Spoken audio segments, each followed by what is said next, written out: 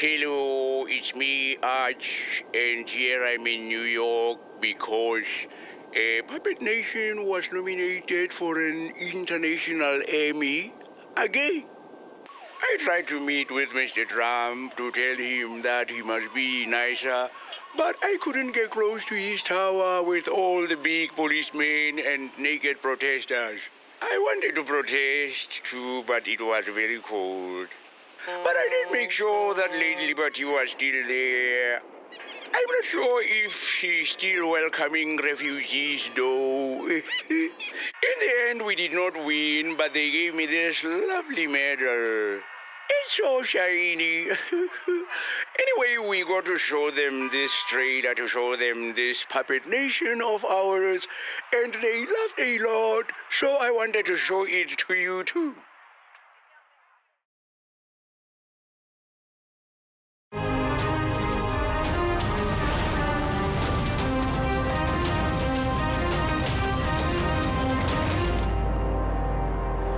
When you play the game of cronies, you win or you die. There is no middle ground. Unless you are me, then you keep winning. The Zulu boy does not always pay his debts. Pay back their money. In case you're wondering, the guy he's referring to here is actually our president. Yep, this guy, Jacob Zuma, the president of South Africa. And he plays a big part in Puppet Nation. Every time I mention that Zulu boy... Devilman, does whatever I find and can. Nothing sticks, he never pays. He can laugh in a million ways. Look out, here comes Devilman. Hey. You wanna know if they trust you so? Is in their bones. That's where it is. But let's get back to the action. I am the sword in the darkness. I am the watcher on the walls. I am the shield that guards the realms of men. I am the public protector. You see, what we do at Puppet Nation is we take the real news and we make it funny. This week, Zuma's penis is no laughing matter. Like Kanye and Kim became Kimye, Jerusalem and Palestine will become Jerusalem. Okay, enjoy the rest of the news. I'm off to do whatever the I want. Like the US presidential race. Let's get ready to rumble! That's evidence that poor people should be shot to make America great again. Good day on the campaign trail. Brilliant day. I think I've got them all fooled. Our own up-and-coming politicians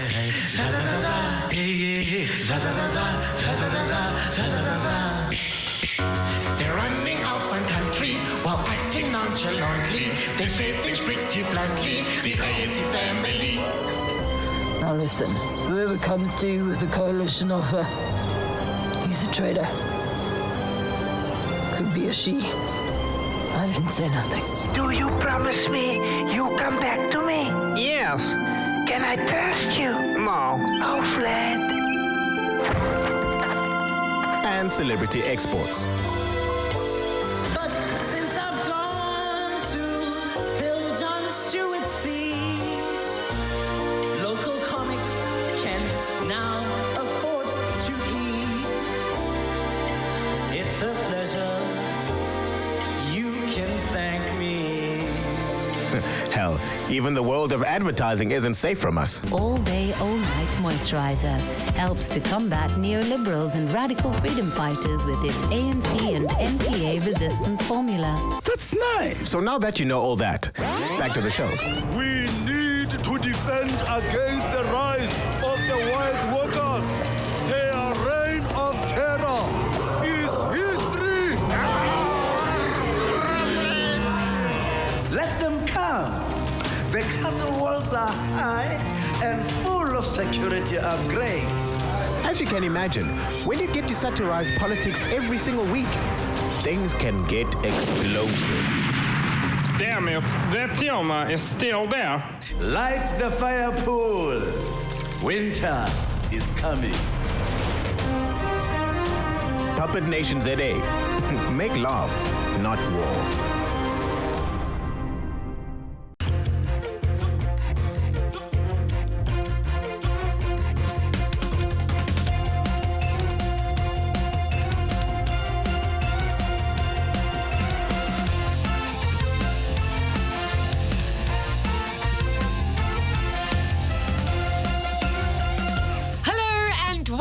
Welcome. Kamukelo. Salumkela. Sonzela. Wakelekile. To the 160th state of the Puppet Nation. Let's get it on.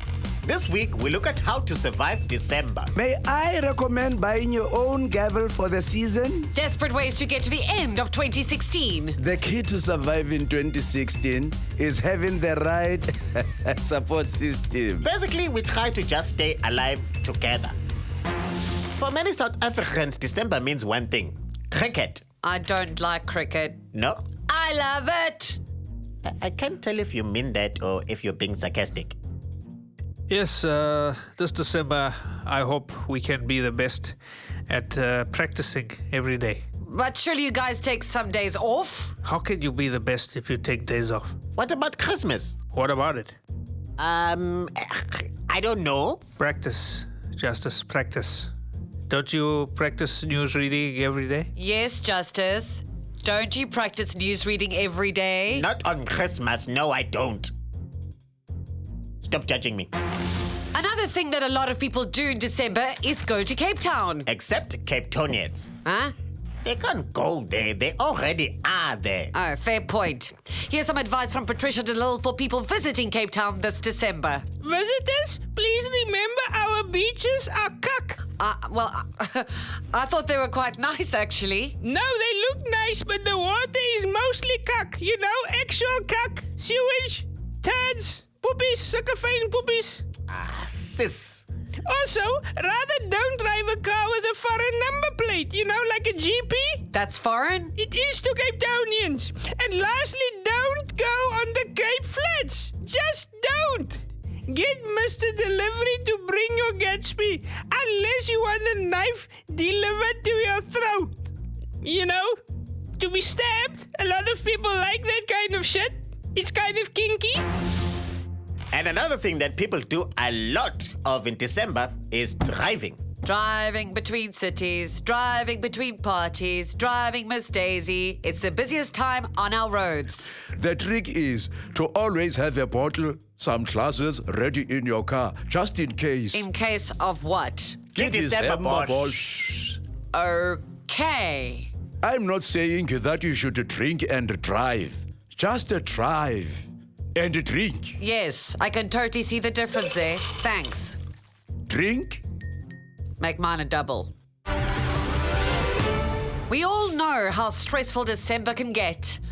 Buying presents for people you don't even like. Attending parties with people you don't even like. Yeah, dealing with hangovers you don't even like. But guys, it doesn't have to be like that. There's a solution to all of those problems. It doesn't? No. All you need is money. It's so easy. I mean, it's the best thing since 2 slices of bread. First, you pay someone to do all your Christmas shopping. Easy. And I'd rather just give everyone cash. Let me give you my Christmas life hack, okay? You only accept your top 3 invitations per night. Top 3? That's 3 times the drinks. How does that help the hangover? Well, let me explain this to simpletonians like yourselves. You only have half a drink at the first one. Half, okay? Then you just leave that drink somewhere, but like inconspicuous, so no one's gonna like notice. Then, your second drink, you just hold your second drink, okay? I don't mean like put it on hold. You actually just hold it in your hand. Your hand's gonna get really cold, and then afterwards you just put it in like a single glove like Michael Jackson. And then, at the third, you can really have fun. Okay, but then what about that hangover? Well, you just, the next morning, you get your chef. Well, actually, prior to that, you phone your chef on your way home at like 3 a.m. because I've told him he's got to be on call 24/7 because I'm paying for the airtime. And then I'm like, okay, just make the best possible detox breakfast. It's so simple. Honestly, guys, you should be rich. It's much nicer. Thanks for that. For many in our country, the commercial capitalist nature of the Christmas season is hard to swallow. It's hard to indulge and be festive when you're fighting for worker rights. I will fight for everybody's right to enjoy Christmas if they want to. Comrade Shivambu, are you dressed as... Don't ask.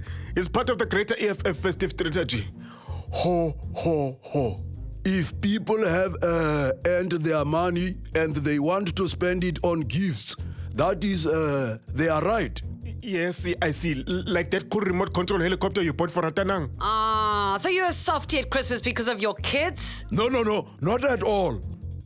But my son does like my red overalls because I look like Father Christmas. But he doesn't know it's really me that puts on the beard and climbs down the chimney. Floyd has a better physique for Father Christmas, you know what I'm saying? And I am so jolly. Yes, you are. I can come down your chimney too if you want, Deborah. Say something. I'm considering it. Of course, for some people, December brings more pressing concerns. Like the credit rating. And whether or not the Hawks will come after you as a special Christmas gift. Okay, so that's 52,568,000. Carry that. Oh, hi. How's things looking with the economy there, Pravin? How long do you have? About 90 seconds. Then not great. Are we going to get junked? Let me say the best way to survive December in terms of the South African economy is to turn off the news and stay in a downward dog. Definitely seems like there's a downward trend there. Also, if you can muster up the strength, stand on your head, and if you can manage to see things upside down, when you see them right way up, it will look much more promising. Hey, Deborah. Yes? What's your favorite thing to do in December? Nothing. Nothing? Nothing. Oh, wow, that sounds amazing. Absolutely nothing. Shh. Don't ruin it. Someone who has been doing a magnificent job of surviving pretty much all year is President Jacob Zuma. If he's made it this far despite all the efforts to get him to fall, maybe you can make it too. The key to survive in 2016 is having the right support system. You mean the Guptas? No, I mean the actual system. Democracy. I'm still here because of the opposition. If the DA were half decent, do you think I would still be here? But they are still so white. It's wonderful. A white Christmas after all. But the EFF definitely aren't white. No, but they scare the middle classes. They see Malema and they call ADT. It's like a reflex. They might hate me, but they are not scared of me. Yet. You seem unnaturally happy about how much people hate you. 'Tis the season to be jolly. And I'm still president. Fa la la la la la la la la. Fa la la la la la la la la. Fa la la la la la la la. If that last interview didn't make you a little nauseous, then we can talk about another great challenge that the festive season brings. Food. Here's how to survive December without putting on too much weight. Justice, I'm so glad you asked because I've been just dying to show you my voice. So much subtlety. It's the same voice, but it's thinner, so you can go to just as many braais, but not put on as much weight. Won't you just be hungry? Of course you will, Justice, and that's why I'm introducing my new Nathaniel cucumbers. You can fill up on cucumber rolls after you've had your diet wors rolls. Or you can just nibble on a cucumber whenever you're feeling peckish. You'll be the talk of the party. You definitely will be. Is your mouth watering for my cucumber, Justice? I'll stick with your vox, but I still want mine thick. Ooh, you naughty boy. I walked right into that, didn't I? So if you make it through the shopping, the parties, the food, the economy, and the politics... But you still have to face the dreaded family gatherings. May I recommend buying your own gavel for the season? My own gavel? Then whenever somebody is taking too long with talking or praying, you just say, I don't recognize you, and bang the gavel. And they obey? No, but it confuses them long enough to change the topic. Oh, it's certainly an interesting idea. Be careful, though. Last year, I told my great-uncle I didn't recognize him, and he had Alzheimer's, so he thought he was with the wrong family. Ouch. We haven't seen him since. That's terrible. Shame. One less person to worry about at Christmas. Huh?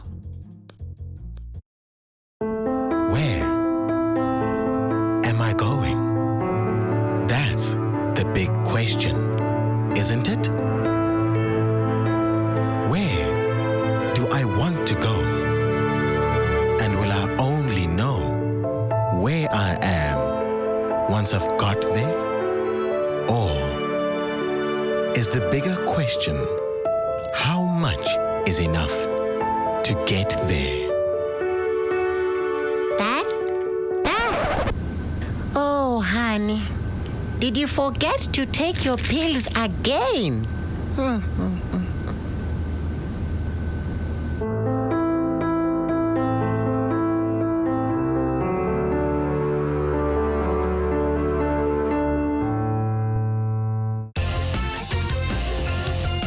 You know who has survived lots of Decembers? Who? Riyadh! I wonder what advice he has for us. Deborah! Riyadh! Justice! Riyadh! Justice! Deborah! Deborah! Justice! Matthias! Riyadh! Matthias! Deborah! Justice! Deborah! Davis. Shit. Okay. Are we going to do this every week now? Only on special occasions. Thank God for that. Rian, it's lovely to see you again. Now, please tell us, how are you planning to survive December? Well, Deborah, same as I always survive December. A little bit of nighttime gardening and listening to Mozart. Oh, and that works for you? Absolutely, Deborah. I've been surviving Decembers before it was even called December. Oh, I can believe that. And what was December called before it was called December? Why? Yule Munab, of course, Deborah. Oh. It was also known as the month before Yuletide, which was a Germanic celebration of the winter solstice. Guys, I think we're losing our younger demographic here. You might be right. So moving along, Rian, when are you taking us today? Well, Deborah, I thought this episode would be a fine time to remind ourselves how many incarcerated individuals survived Yule Munab by not being murdered by their government. Let me take you back. Good evening, Goeienaand. Capital punishment in Britain is no more. The country's controversial Murder Act comes into effect today, making death by hanging a punishment of the past. That was the best job I ever had.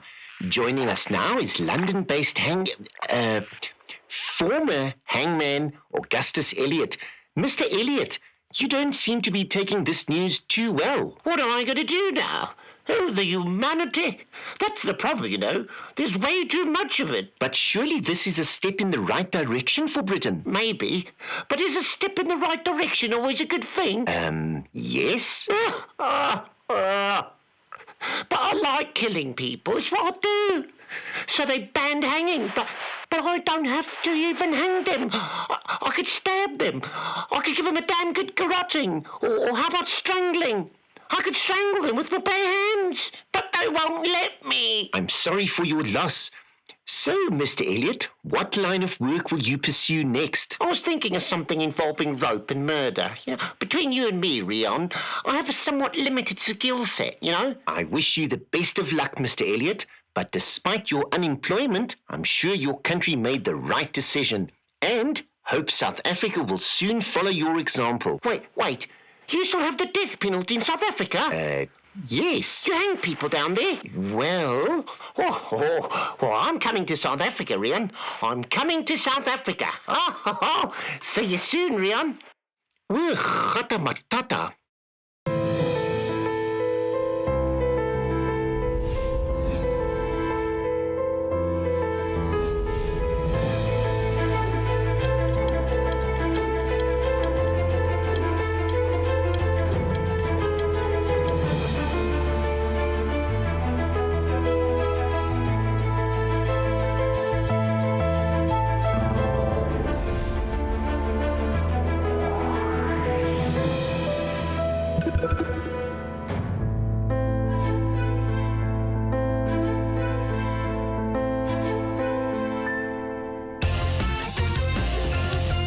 Justice, I'm so glad that 2016 is nearly over. It's been the worst. Yeah, but 2017... We don't know anything about 2017. It could be awesome. It starts with Donald Trump being inaugurated. Oh, shit. Let's cross to Scott to see how the US will be surviving December.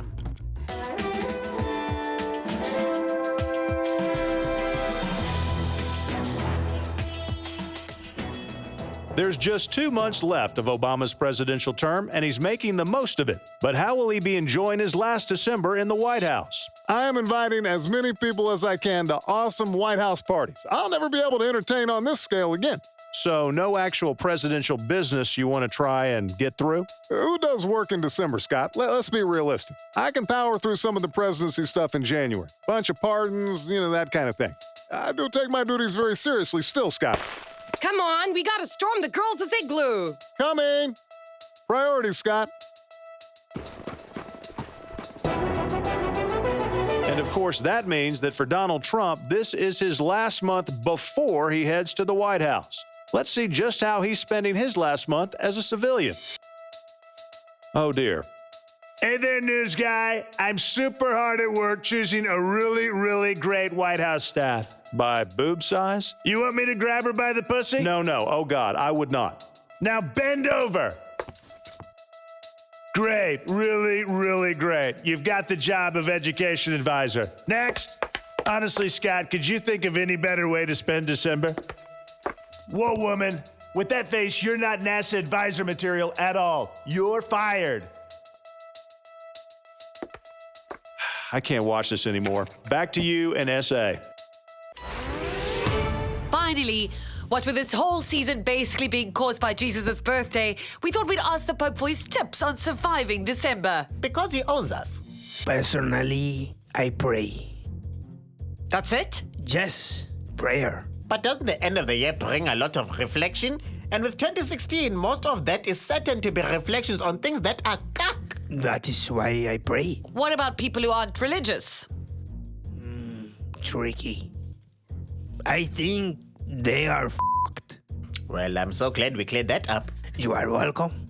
And if there is any other question that I can clear up for you, contact me on 0800 Triple Pope.